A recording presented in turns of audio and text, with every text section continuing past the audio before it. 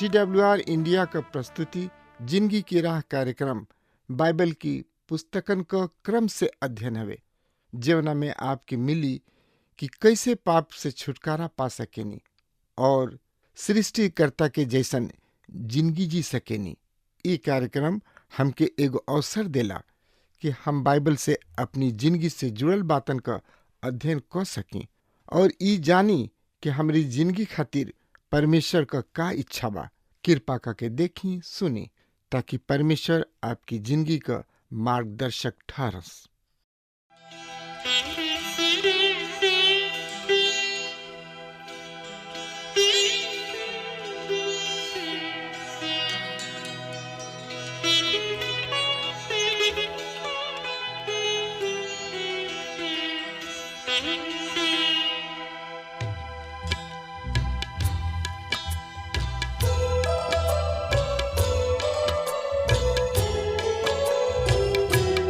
एक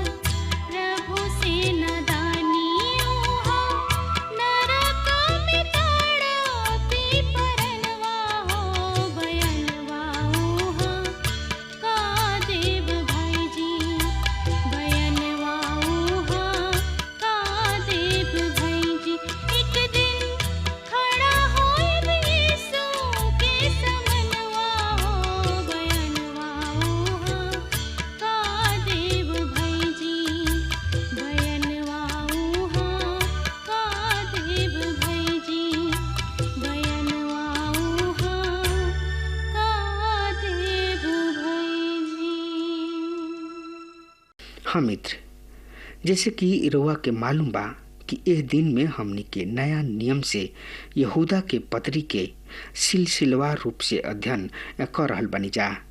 पिछला कार्यक्रम में हमनी के यह पत्री के परिचय से संबंधित कुछ बात पर ध्यान देनी हजा और हमनी के देखनी हजा कि यह पत्री के लेखक यहूदा हवे और यह पत्री के मुख्य विषय है विश्वास के संघर्ष।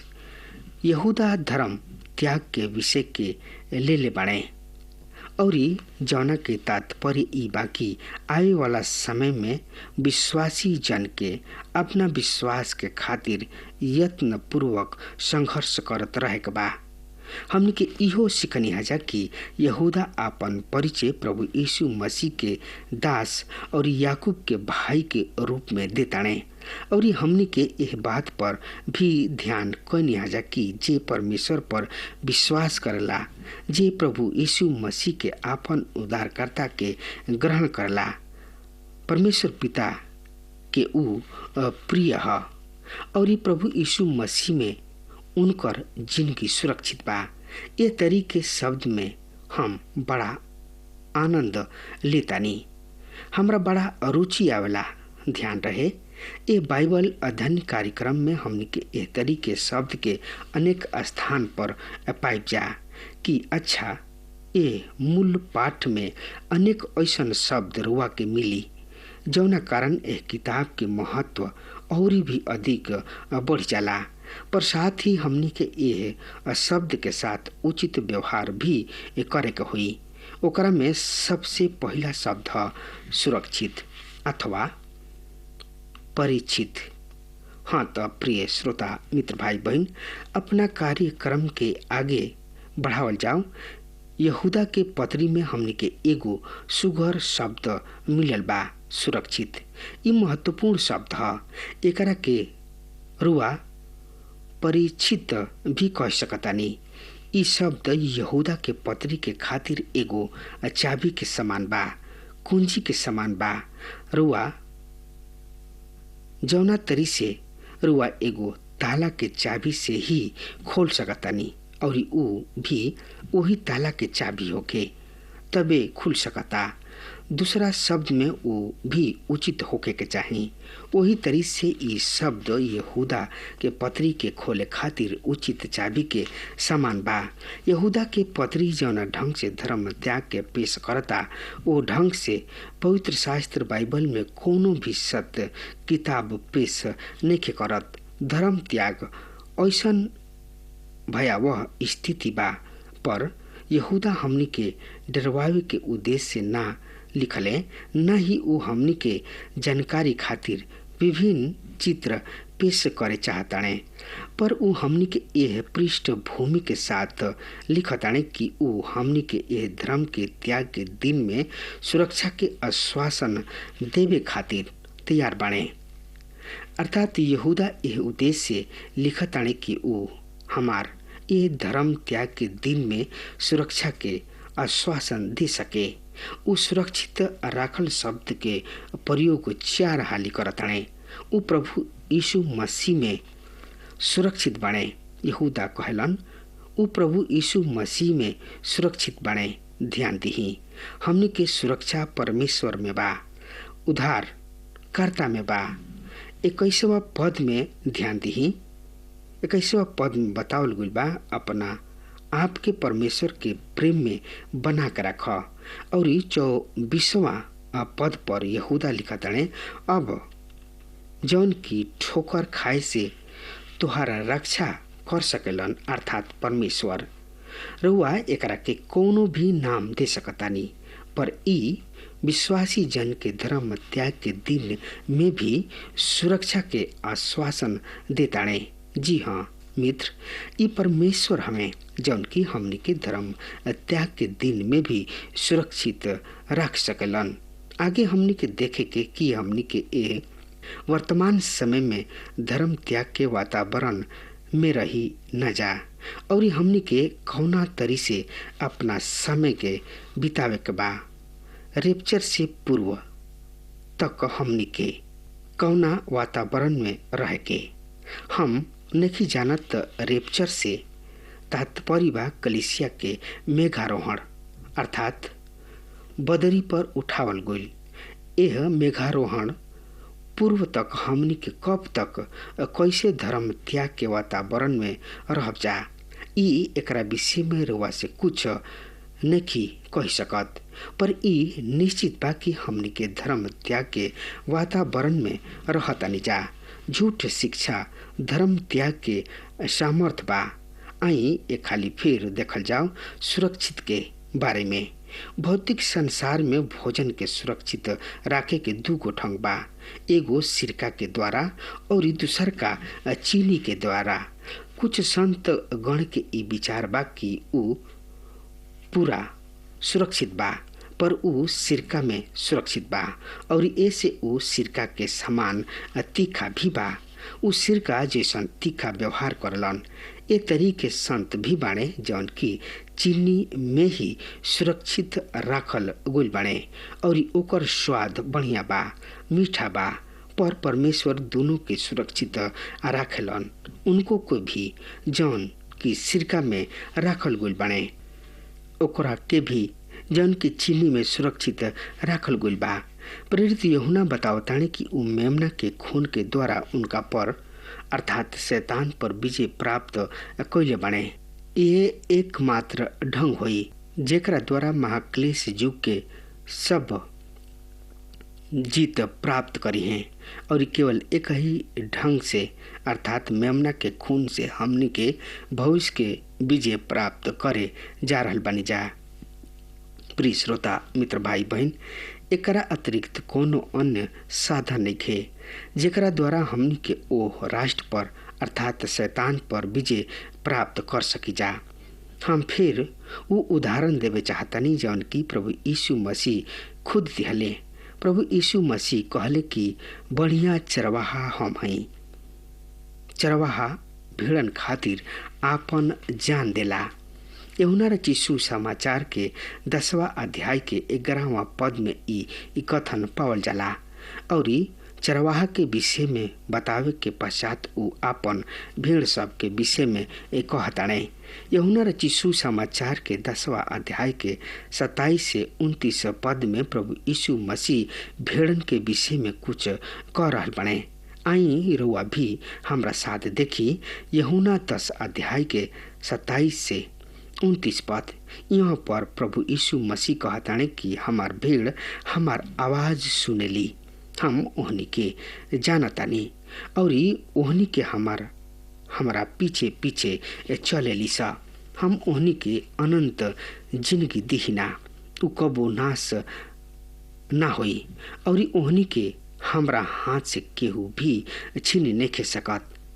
हमार पिता जौना के ऊ हमरा में दिल बने सबसे महान हवे और केहू भी पिता के हाथ से छीन नहीं सकत।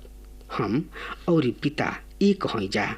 श्रोता मित्र भाई बहन, अब यदि भेड़ सुरक्षित बा त एकर श्रेय भेड़ के नइखे दिहल जा सकत। एगो भेड़ खुद के रक्षा नहीं कर सकत, ओकरा में एकर कोनो सामर्थ नइखे। ना ही ई तेजी से दौड़ सकले, ना ही अधिक दूर तक देख सकले। खरगोश तो दौड़ के सुरक्षित स्थान पर पहुंच सकता, भेड़ ऐसा नहीं कर सकत। उ एगो असहाय जानवर हिया। जब परमेश्वर के कोनो भेड़ ऐसा दावा करेले कि हम उद्धार पावल गोइल भेड़ हई तो उ अपना योग्यता पर घमंड नहीं कर सकत। उ तो अपना चरवाहा पर फूल रहल बिया, उ ओही पर घमंड कर सकेले काहे कि ओकरा किने एगो अद्भुत चरवाहा बाणे। हमार प्रिय मित्र, यदि रुआ कहतानी कि हमरा अपना उद्धार के निश्चय नइखे कि हम बचल बानी या ना, तरुआ अपना चरवाहा के बदनामी कर रहल बानी, उनकर निंदा कर रहल बानी। काहे कि राउर चरवाहा कहलन कि ऊ रउआ के सुरक्षित रख सकताणे। उनकर दावा बा कि उनका के हमरा हाथ से केहू भी छीन नहीं सकत।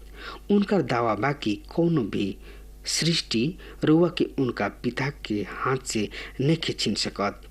सवाल ई नहीं कि रुआ उनका के कतना कस के पकड़ के रखले बानी। सवाल ई बा कि ऊ रुआ के कतना मजबूती में पकड़ के रखले बाने। मिलू वर्ग ऊ दावा करताने कि हमार पकड़ ऐसन बा कि केहू तोहरा के हमरा हाथ से नहीं छीन सकत। अब यहाँ सवाल उठता कि रुआ भरोसा के कि रउर भरोसा उनका पर कतना भरोसा बा। रुआ प्रभु पर कतना भरोसा राखतानी, कतना करतानी। सन 2001 में हमरा एगो भाई से भेंट भइल। ऊ अपना गवाही देत हमरा के कहले एह तरी से, जब हम कैंसर से पीड़ित रही, ई हमरा साबित करे के रहे कि हमरा अपना चरवाहा पर कतना भरोसा बा और हमरा ई बतावे के रहे कि उनकर पकड़ कतना मजबूत बा।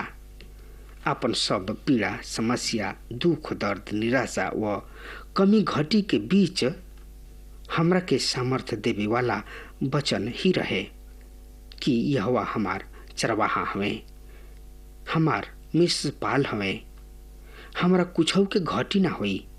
ये ओह आदमी के गवाही रहे। उनकर चरवाहा परमेश्वर रहन। मित्र, रुआ चरवाहा के बा?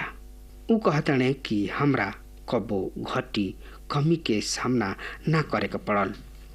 हमरा आर्थिक घटी, हमार मनोबल की घटी, हमरा चंगाई की घटी, सब कुछ हमार बढ़िया चरवाहा, हमार बढ़िया मेषपाल पूरा कइले। और ऊ कहताने कि आज हम एकदम स्वस्थ बानी और पहले से भी अधिक सेवा कर रहल बानी। परमेश्वर के धन्यवाद होखे। रुआ भी यह मेषपाल पर भरोसा रख सकतानी। मेषपाल दावा करले कि हमार भेड़ हमार आवाज सुनेली सा, हम ओहनी के जानतानी, ऊ हमरा पीछे पीछे चलेली सा, हम ओहनी के अनंत जिंदगी देतानी, ऊ कबो नाश ना होई और ओहनी के हमरा हाथ से केहू छीन नहीं के सकत। सो रउआ देखनी हा, उधार परमेश्वर के वचन पर टिकल बा। ई रउआ पर बा कि रउआ उनका पर विश्वास करी या ना करी।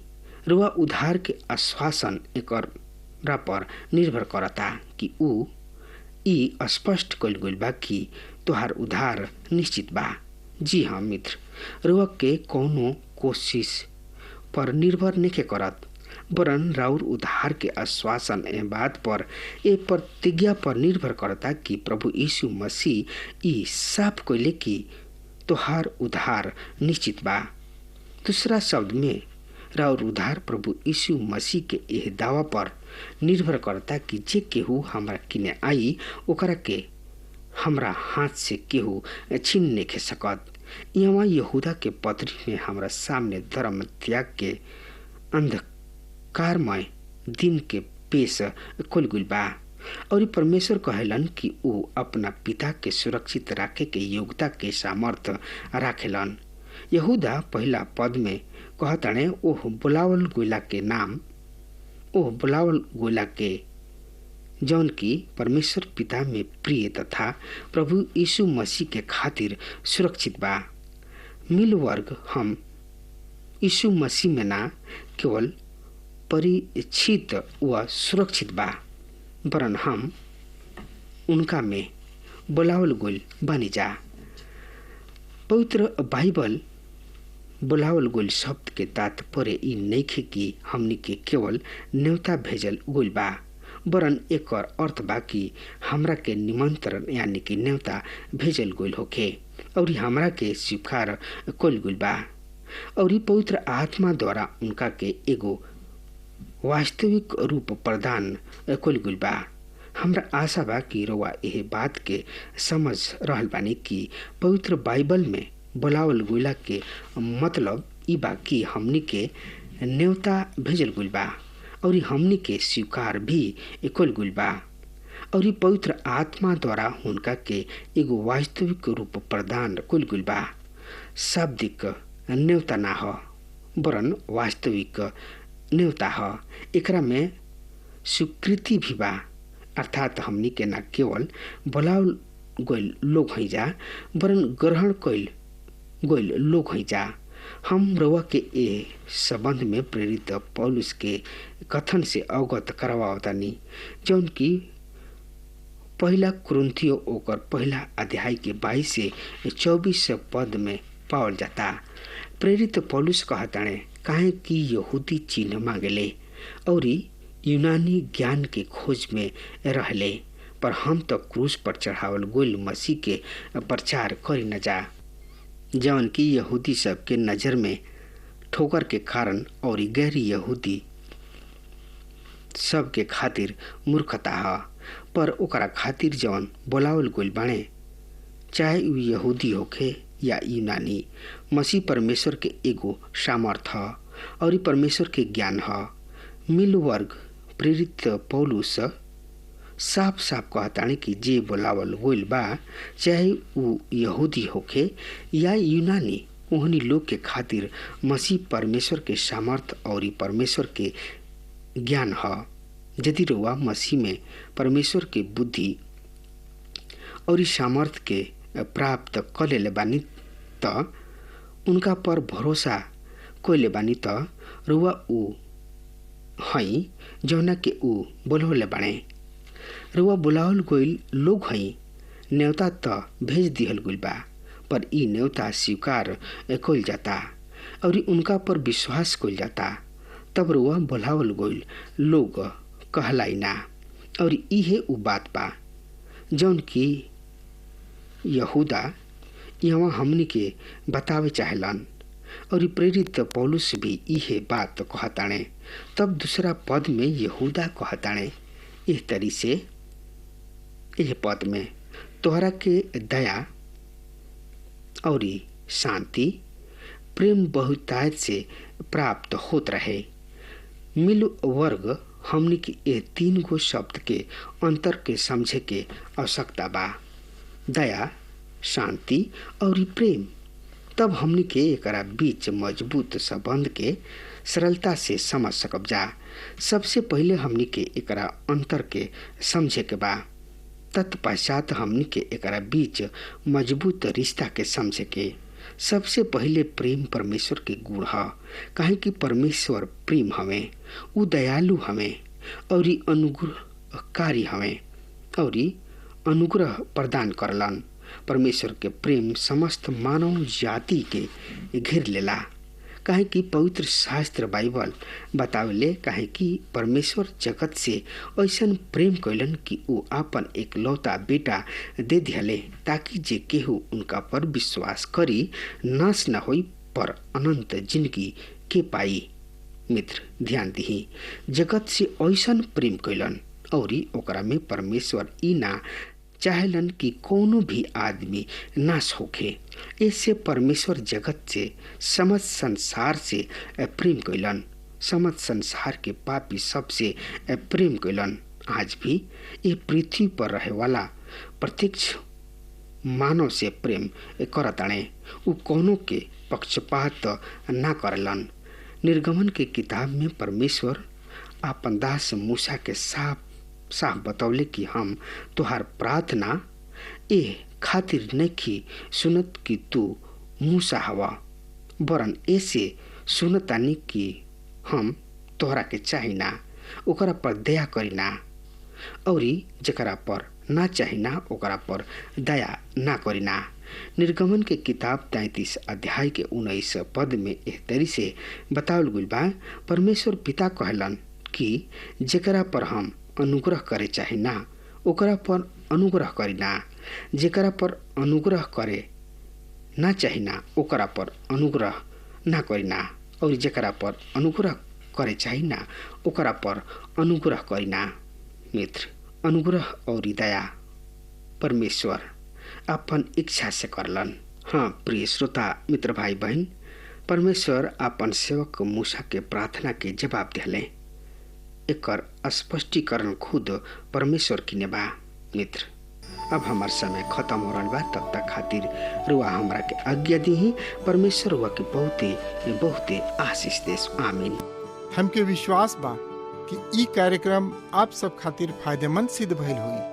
अगर आप सबके लगे बाइबल से चाहे आपकी निजी जिंदगी से कोनो सवाल होके चाहे कोनो समस्या खातिर प्रार्थना करावे चाहतनी तो हमारी फोन नंबर पर जरूर संपर्क करी और आज का दिन आप खातिर सुखद बनावे।